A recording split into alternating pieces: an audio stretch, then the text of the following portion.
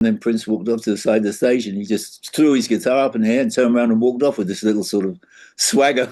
For a long time, Prince was almost exclusively known as a pop artist. His prowess as a guitarist was not as widely recognized as his skills as a singer, dancer, and showman. He was the Purple One, the funk phenom, the master of the Minneapolis sound. But all of that changed on one unforgettable night in 2004. All of a sudden, Prince turns his back to the audience and he's looking at us and he's playing, and he falls off the stage, and we're, oh, God. Prince just fell off the dang stage. Prince's guitar work came to the forefront during the Rock and Roll Hall of Fame ceremony, and later, a video of his solo during the performance of While My Guitar Gently Weeps went viral after his death in 2016. But there is far more to this story than just his incredible solo.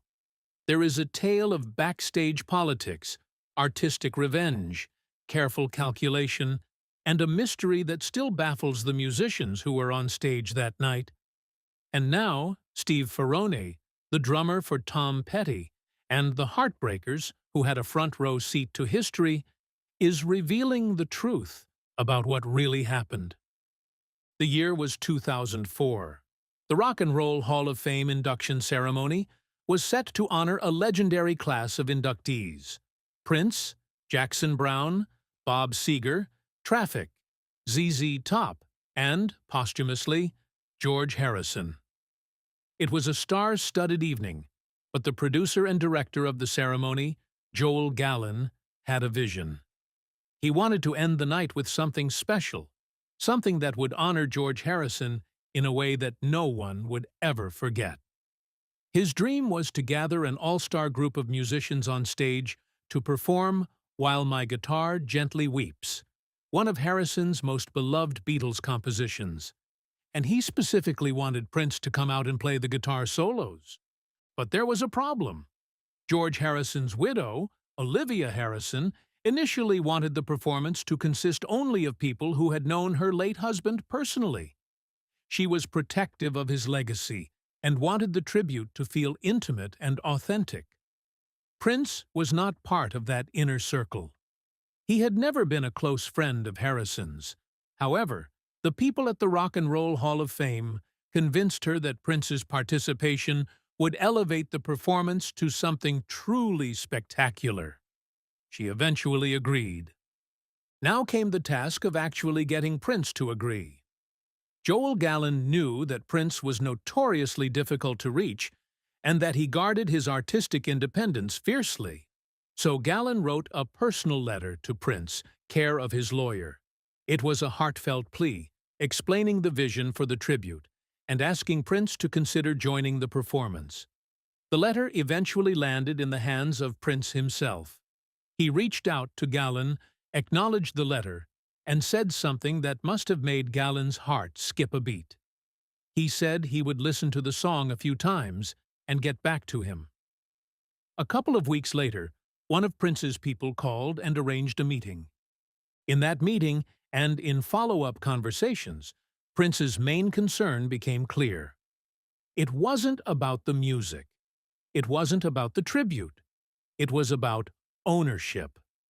Prince did not want this performance to be exploited without his knowledge.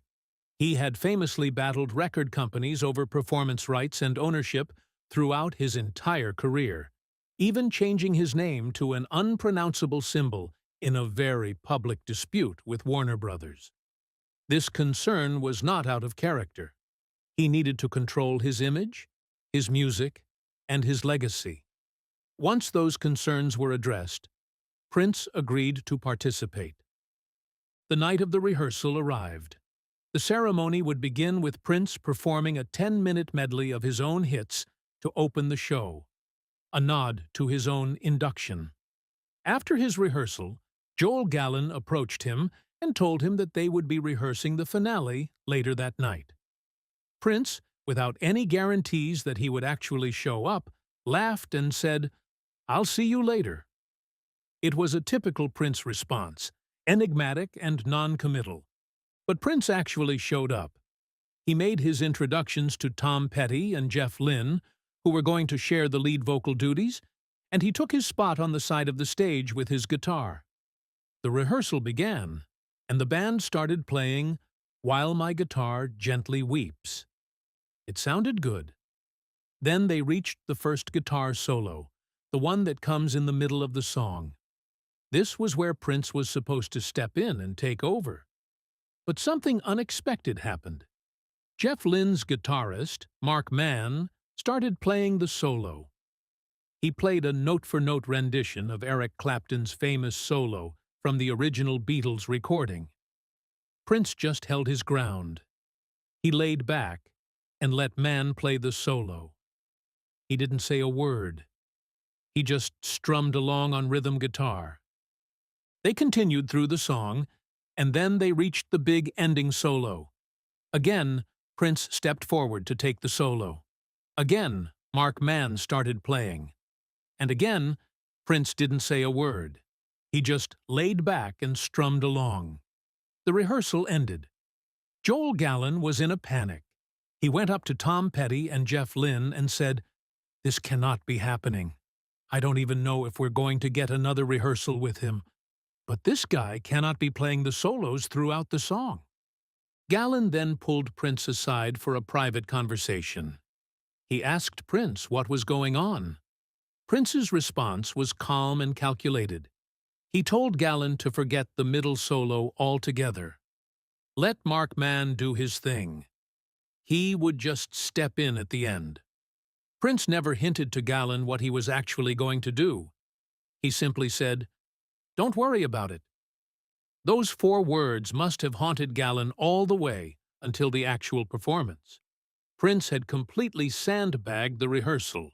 He had hidden his true abilities, letting everyone believe that he was just going to play a supporting role. It was a masterful piece of psychological warfare, and no one on that stage had any idea what was about to hit them. The night of the ceremony arrived.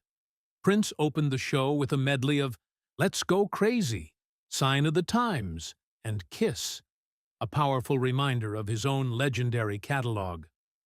Later in the evening, he was inducted into the Rock and Roll Hall of Fame by Alicia Keys and Outkast. He delivered a touching speech about his journey in the music industry, expressing his gratitude for the creative freedom to say what he wanted and to make the music he wanted. Then came the moment everyone had been waiting for. The finale performance. Everything went according to plan. Mark Mann took the middle solo, just as he had in rehearsal. The band played on, building toward the climactic ending. And then, the end approached. Prince stepped forward to take the solo. And what happened next is the stuff of legend. Prince unleashed a guitar solo that was not just technically brilliant, but emotionally transcendent. He incorporated blistering speed, intricate phrasing, dramatic bends, rapid hammer-ons and pull-offs, and soaring vibrato that seemed to hang in the air forever. He built the solo slowly, from simple ideas and elongated notes that brought out the deep emotion of the song. Then, he unleashed sheer energy that overwhelmed the listener with a rush of feelings. It was a performance that recalled Jimi Hendrix, Eddie Hazel, and Jeff Beck in its sheer audacity and showmanship. And it wasn't just the music. Prince played with theatrics that left everyone on that stage breathless. He leaned backward off the front of the stage so far that a handler had to push him back on, a piece of James Brown showmanship that was both thrilling and terrifying to witness.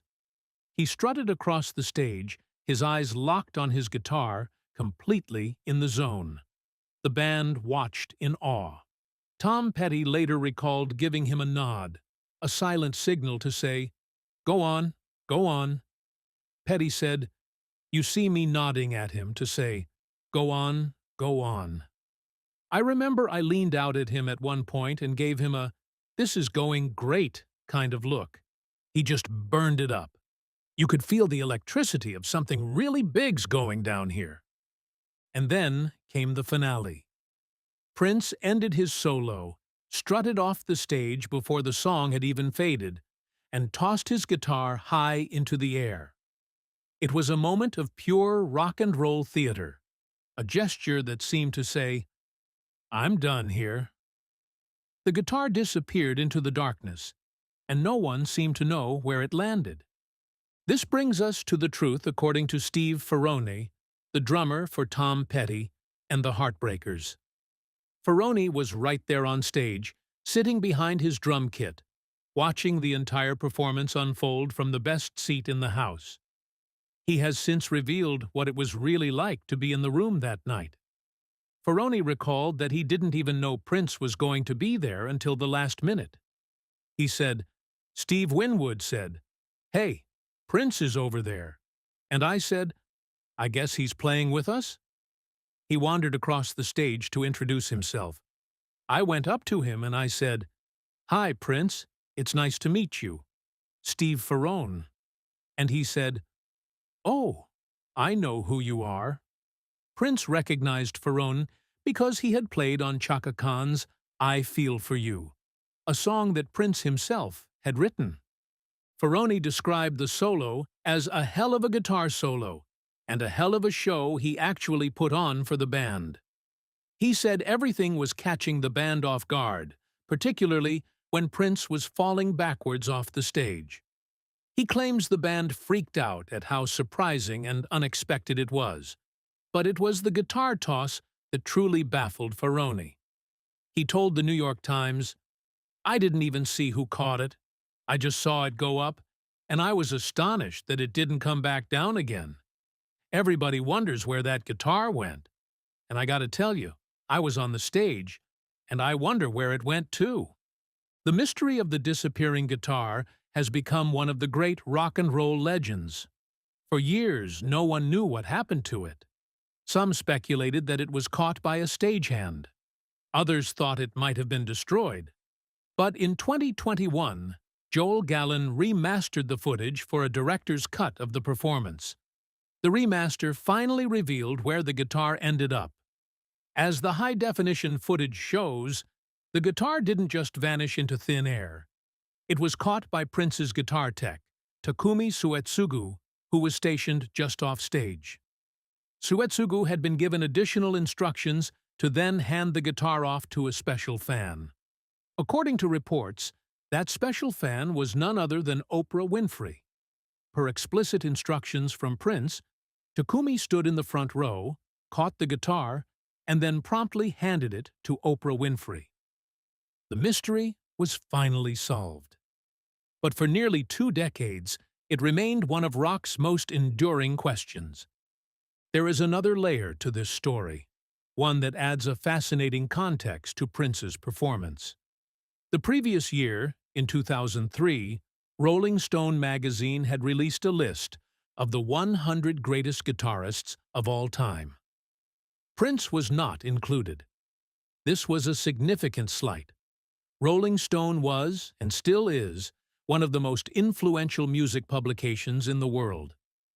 Being left off that list was a public declaration that Prince, despite his massive commercial success and undeniable talent, was not considered one of the greats. It must have stung. Prince nursed these kinds of slights. He was known for his pride and his competitive nature, and his commandeering of the stage at an event associated with Jan Wenner, the co-founder of Rolling Stone, who was also being inducted that night, was, in part, an act of revenge. As the New York Times magazine noted, "There's spite and aggression in the performance, but there's also pain in his wincing face, his apartness. A small, soigné black man on stage with these rumpled white rockers." Prince was proving a point. He was showing the world, and specifically Rolling Stone, exactly what they had overlooked. And it worked. In a later edition, Rolling Stone placed Prince at number 14 on their list of the top 250 guitarists of all time. But by then, it didn't matter. Prince had already made his point. He didn't need a magazine to validate his talent. He had a 3-minute guitar solo that spoke louder than any list ever could. Donnie Harrison, George Harrison's son, was also on stage that night, standing between Prince and Tom Petty. His reaction to the solo is one of the most memorable parts of the performance. He can be seen grinning from ear to ear, clearly enjoying every moment of it. He later said that he had the attitude of, "What in the world is going on?" but was enjoying every moment of it. However, he also called the solo a tad gratuitous. It was a backhanded compliment, acknowledging the sheer showmanship while also hinting that it might have been a bit much. But even he couldn't deny the power of what he had witnessed. Donnie later explained that he wasn't too excited about Prince performing on the song initially, as he wasn't that familiar with his music beyond hits, like Kiss, and didn't think he would fit in musically. But by the end of the performance, he was completely won over. Joel Gallen, the producer who had worked so hard to make this performance happen, said that it was one of the most satisfying musical moments in his history of watching and producing live music. He had dreamed of this performance, and it had exceeded even his wildest expectations. "They never rehearsed it, really," Gallen said. "Never really showed us what he was going to do, and he left, basically telling me, the producer of the show, not to worry, and the rest is history." For many fans and musicians alike, this performance changed how Prince was seen forever. It wasn't just about pop hits or flamboyant style anymore. It was about a master guitarist making his mark on history. Prince had always been a brilliant guitarist, but this performance brought that fact to the forefront of the public consciousness. He was no longer just a pop star. He was a guitar god. Steve Ferrone's revelations add a human element to this legendary story. He was not just a bystander, he was an active participant, holding the rhythm together while Prince burned the stage down. His perspective reminds us that this was not just a performance. It was a moment of genuine astonishment, even for the musicians on stage. They were witnessing greatness, and they knew it. The legacy of this performance is undeniable.